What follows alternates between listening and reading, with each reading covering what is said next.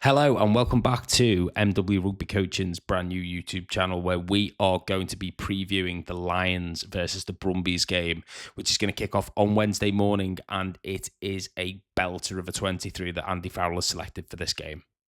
So this is the team that Andy Farrell has selected to play against the Brumbies, and the first question that you've got to ask yourself when you see this team is, how close is this 23 to what will go out a week on Saturday against Australia? It was always going to be a case of whether Farrell went this Wednesday against the Brumbies with his almost first test team or whether he would park it up for the Australia-New Zealand invitational game. But it appears to me, and it appears to a lot of people on social media, that Farrell has gone a little bit early to see how cohesive some of these combinations will be ahead of the Australia first test. So this is the forward pack that Andy Farrell has selected, and it's fair to say that Andy Farrell has gone pretty size heavy with this forward pack. The front row, I would potentially argue that is very close to what you'd expect to go out in the first test. Genge, maybe the smallest of the three loose-head props, but definitely the one that's in form. Sheehan, probably one of the safest shirts, the starting shirts to go for the first test. And then Tyke Furlong, maybe leaning towards experience rather than form and minutes, but that is a very, very strong front row. When you look at the second row, back row, you've got Itoje, McCarthy, Ollie Chesham at 6, interestingly. So going for that second row option on the blind side. You've got Tom Curry at 7, who's also a very strong jumper in terms of jumping for a fetcher if you want, and Jack Conan at 8, who is, I would say, quite comfortably the best jumping option from the number 8. So you've got 5 real decent jumpers, 4 really strong jumpers to be fair, plus Tom Curry in that back row. So line out, cannot be an issue against the Brumbies, frankly, looking at that.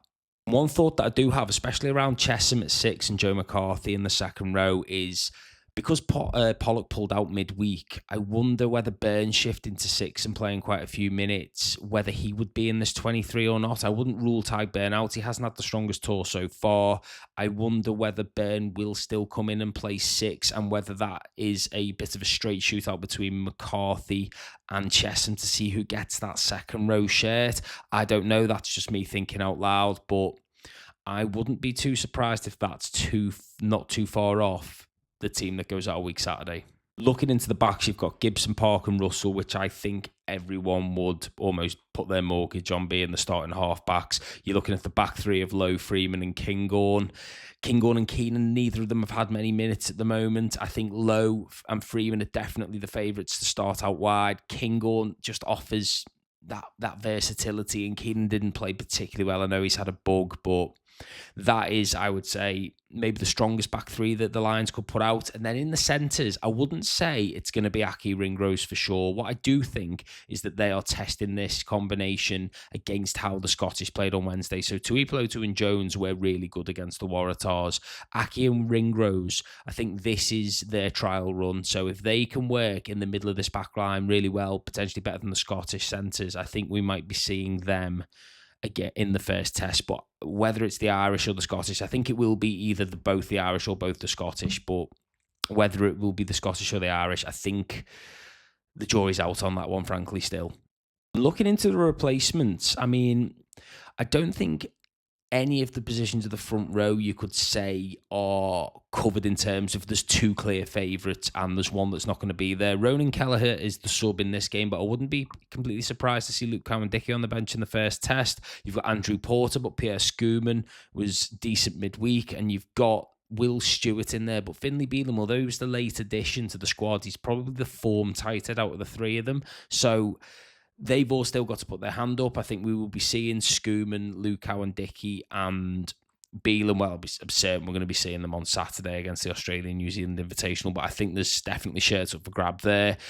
As well as that, you've got Van der Fleer and Pollock, so no second rower on the bench, but there are 3 of them starting effectively, so they can go a little bit fetcher heavy. Pollock didn't play midweek. I wonder whether he'll come on at 7 or 8. Van der Fleer, he's obviously going to come on at flanker for any of Chesham or potentially Tom Curry. We'll see how they go. I think one of them will be in the test squad out of those 2, maybe both of them. It's going to depend again on combinations. I think it'll depend heavily on what happens with Tyke Burn, whether they're going to include him or not, whether the starting second rowers are all sort of trialling around him. I don't know. It depends on how much of Burns' form is going to carry him into this first test if it does.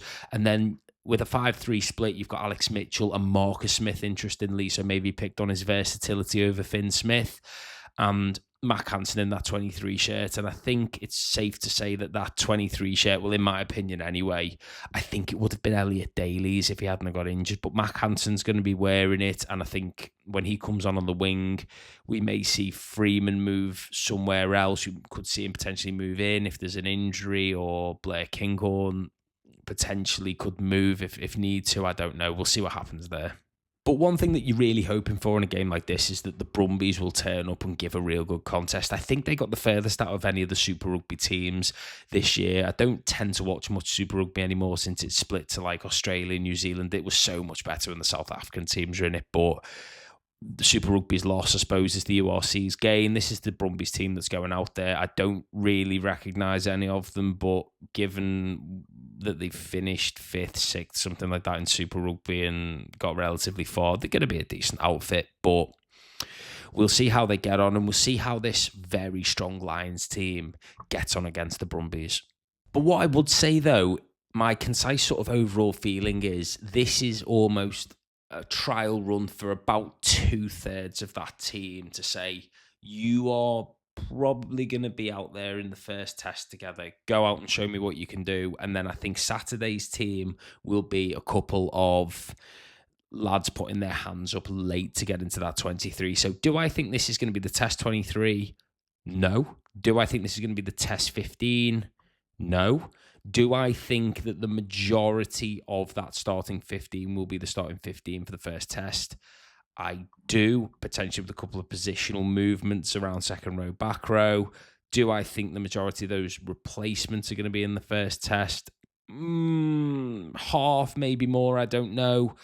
But this is, this is the last chance saloon, isn't it, really? You've got this game, and then a couple of these players won't play on Saturday. I would assume that some of the players that don't play on Saturday potentially have got their cards marked for that first test. But it's exciting, it's talking points, it's Lions, innit? It's just Lions. So drop comments about whether you think this team is going to be close to the team that goes out against Australia, and also what you make of this team to play the Brumbies. Is it what you would have picked? How would have you selected players? Where would you have put them positionally? Did you expect this team to go out against the Brumbies? Hit me up in the comments.